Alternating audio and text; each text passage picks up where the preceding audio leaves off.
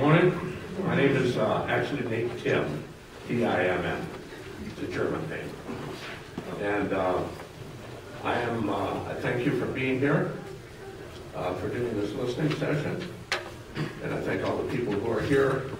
I agree with what was said before. We need more democracy, not less. We always need more.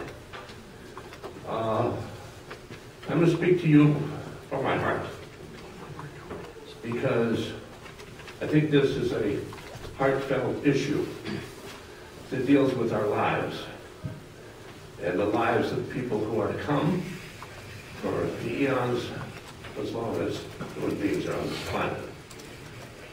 A little about my background. I'm from central Wisconsin, originally. I still own a farm in central Wisconsin. I'm a farm boy. 4 generations of my family have lived there since my family immigrated to this country shortly before the Civil War. So I have a lot of empathy for the folks who live in this area, who are basically rural people. Some of you have rural background. You understand the sense of place. That's a special thing. Place is something that cannot ever be tampered with. It is what it is. It's where you grew up. It's where your family grew up. It's where generations of your family grew up. It has a very distinct part of your life and of your character. Interventions change that. Interventions like what we're talking about here change that. And they change that irreparably. It's not something you can fix. You can't mitigate that. It's changed, and it's changed forever. And that's the power you folks have, and the power the folks in the legislature have. And that's why we elected you, to give you that kind of responsibility, to make those decisions wisely, not only on behalf of this people who are living now, but on those who live in perpetuity. That's heavy. That's heavy. Please take that very seriously. Now there's a lot of also personal interest in this, in that I have traveled to this area. So I live now in Razor Meeting, which is a Native American word, interestingly enough, Western Dane County. I have spent a great deal of time around this wonderful jewel outside our windows here.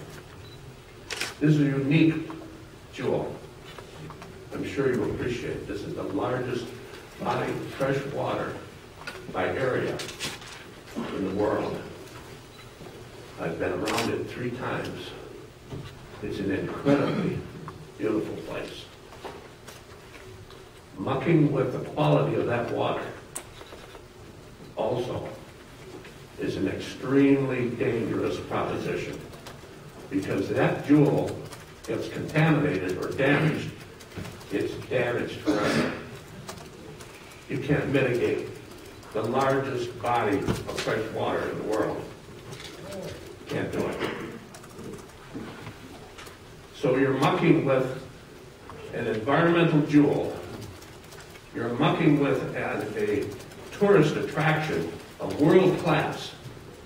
Who's to say what the job creation revolves around this jewel out here in perpetuity, compared with the short time frame of job creation that this mine would pertain to. And then there's another question. How many jobs, period? Those of us who know about extractive industries know that it's easy to promise, and it's another thing to deliver.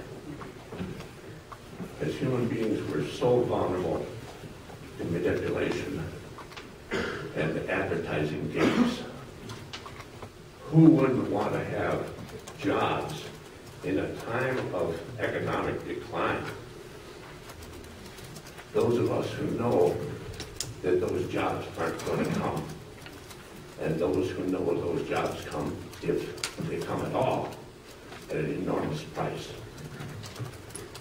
Do you think, does anybody think, that these mining companies, in that they've chosen to extract this by a mountaintop, I like that, for a mountaintop renewable, that's exactly what we're doing here. Do we think that those companies are going to trust these enormously expensive pieces of equipment to Joe the truck driver? Really? You really think that? Huh? No. They're not going to do that. They're going to bring folks from where else in the world who's an experienced operator to operate those pieces of equipment. They might give a few jobs to gatekeepers at a minimum sort of wage level, but that's not going to really help the economy of this area. This is a bait and switch tactic here. So let's recognize it for what it is. And as a consequence of an enormous price, the jobs for the future, and the quality of our environment, which we've been so proud of. Gentlemen over here had a sign up about Gaylord Nelson fought to see that the Apostle Islands were set aside just up the road a piece. Many people here, I'm sure, have been to those beautiful islands. He fought to preserve them in their pristine condition. And now we're thinking about exposing them to an environmental risk. Is that where we're going? Is that the kind of pathway we're on? Is that the kind of state of Wisconsin you all are willing to vote for?